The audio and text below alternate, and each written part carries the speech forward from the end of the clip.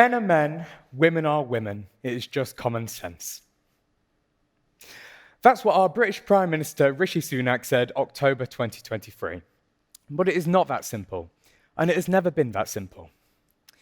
Today, I want you to walk away knowing something you didn't know before, and I want to highlight to you the struggles that the trans and queer community face on a daily basis. Our fight for equality reached boiling point in 1960s America. The American police would often raid gay bars up to once a month per bar. In 1969, they raided the Stonewall Inn in New York City, and for this was a final straw for a lot of people.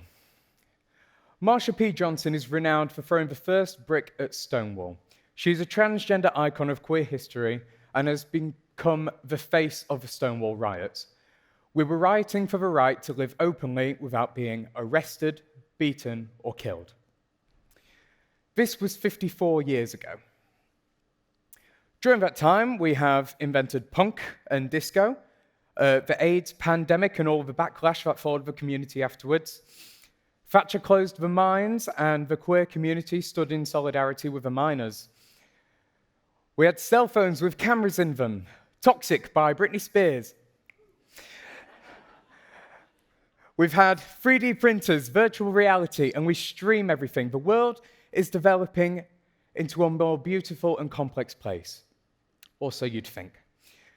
This is a map of all the places in the world where it is punishable by death to be homosexual, as of 2023. And this is a map where it has laws against expressing homosexuality in 2023. Now, also bear in mind, we've got Russia, China, Poland, and the UK is slowly moving backwards, but we're not allowed to put those on there because they're not official laws. I'm going to show you this map 100 years prior. Now, I say 100 years because in 1924, Peru became the first country to decriminalize consensual and private same-sex activity. And the UK finally followed through in 1967. And then they legalized gay marriage in 2014, 9 years ago. Gay marriage in the UK has only been legal for 9 years. During that time, we have had many different prime ministers. We've had David Cameron, who said the UK is now officially the best place in Europe to be gay, lesbian, bisexual, or transgender. In 2017, Theresa May, trans people still facing dignities and prejudice when they deserve understanding and respect. Being trans is not an illness, and it shouldn't be treated as such. 2022, people should be treated with maximum possible generosity and respect. And he also said that distinguishing between a man and a woman, the facts of biology remain important. 2022, Liz Truss, women do not have penises. Short and sweet, just like her time in Parliament. 2023, a man is a man and a woman is a woman. It is just common sense. Now, I would like to introduce to you a good friend of mine from Lincoln, Lexi. Lexi also goes by Chris. For the first 50 years of her life went by Chris. Lexi is intersex. Now, if you don't know what intersex means, it is when your chromosomal, anatomical, or hormonal features do not align to your assumed sex at birth. For example, Lexi was born with XXY chromosomes, which means she inherited the XX female chromosomes and the XY male chromosomes. This affected her through puberty. So she barely experienced a male puberty, developed breast tissue while still having small, firm testicles. There are 6 possible chromosomal combinations that affect one's gender. So the statement alone of there are only 2 genders is false.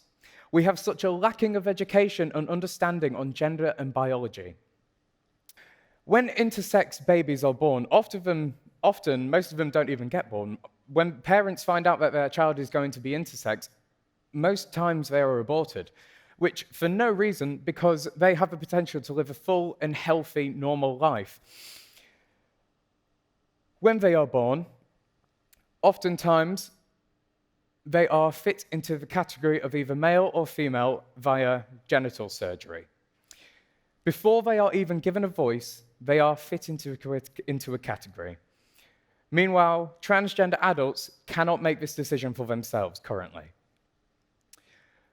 As of now, there are 1.1 million people in the UK who are intersex, and probably millions more.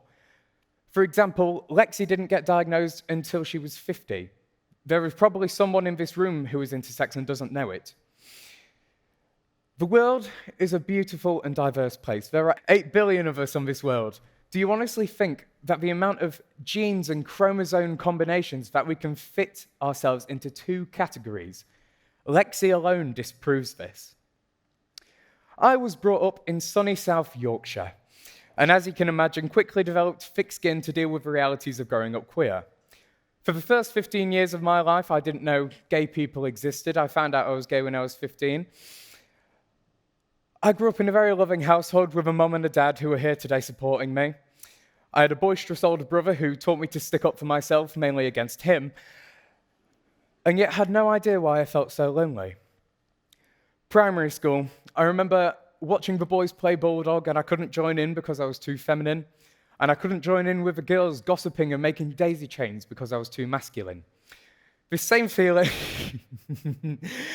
Mum, why did you let me get bangs? What's that about? This same feeling followed me throughout secondary school. Posters everywhere. Everyone is equal. Never judge a book by its cover. These will be slapped everywhere without ever teaching us what it meant to follow them. I was more camper than my peers. I did drama and art. I took a lead in a few plays. And, you know, I would have taken up rugby and basketball. I did enjoy those. If all the other lads in the PE group didn't line everyone up they deemed as a gay kid and pelt 30 footballs at us. I told this to my head of year, and instead of creating a safe space where I could play these sports, I was put onto the girl half of the year. And though I managed to perfect my bum bounce on a trampoline, which is still a skill I use today, I would have really enjoyed a space where I could play these sports safely. I quickly became accepting of me being a gay man. That's me about 17, 18 years old. It wasn't something I was comfortable or confident with, but I knew what I was. And I knew that one day I wanted to look at myself in the mirror and be proud of who I'd become. I found drag just before turning 18. You're going to love this. I found drag just before turning 18. And it quickly explained everything. It was the duality I had craved. I could live my life as a man in the day, and I could also paint my face, stomp around in heels, and perform. It was the duality I had craved, and I can't wait to see where my future takes me. Now, recently, I had a conversation with my 80-year-old granddad. He was watching the Vivian on Dancing on Ice, and he asked me, why do men do that? And I had the opportunity to explain to him the difference between trans and drag queens. I said to him that a lot of my trans friends would much prefer to be inside reading a book than to be spending their Saturday morning outside defending their right to exist. And he understood. Just from that 5-minute conversation, he opened his mind, forgot everything he was ever taught, and he understood that trans people aren't whining, but they're fighting. Because if they don't, they will be erased. June this year, we had a group of anti-trans protesters come to the street of Lincoln. These people identify with the word TERF. Now, if you don't know what TERF means, it stands for Trans Exclusionary Radical Feminist. Now, I'm a feminist, as are 99% of the LGBT community. So what is the divide? Trans exclusionary. That means that they supposedly care about all women except for the ones that are transgender. However, the only problems they ever seem to bring up are to do with trans women. Funny that.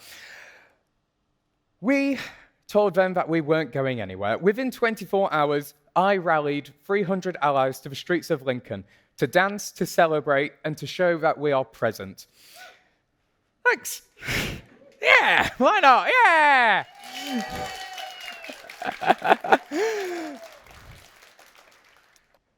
And just before I finish, I'm going to hit you with some statistics. The 2017 census let us know that 2% of the UK identified as lesbian, gay, or bisexual. That was 1.1 million people.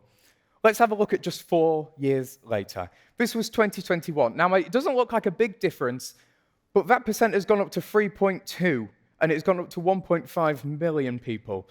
We're not working overtime at the gay factory, you know. People are realizing that it is safe to come out. We have created an environment where we can have conversations about coming out and about identity within the last 4 years. And when the next census gets done, I predict that that'll be a lot bigger.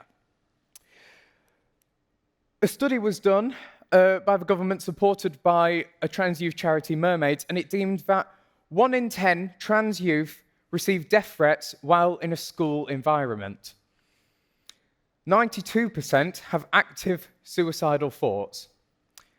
84% actively self-harm. And 48% have attempted suicide. Children. Not just thought about suicide, but tried to take their own lives. A study was done by the Library of Medicine in 2022, and it took a group of trans people who were pre any gender-affirming care, and it deemed that 56% of them were severely depressed. They then gave them all gender-affirming care, such as puberty blockers, hormones, and surgeries, and this went down by 60%. And the average suicidal thought rate of these groups of people went down by 70%. 70%. It is life-saving treatment. And the trans surgery regret rate is less than 1% of all people. The LGBT community is not a taboo subject, and it needs to stop being treated as such. We exist. We always have existed, and we always will. Unless something changes, we're going to keep seeing more murder and suicide of our trans youth. Those first 15 years were full of confusion, self-doubt, and loneliness. But it didn't need to be that way. Thank you.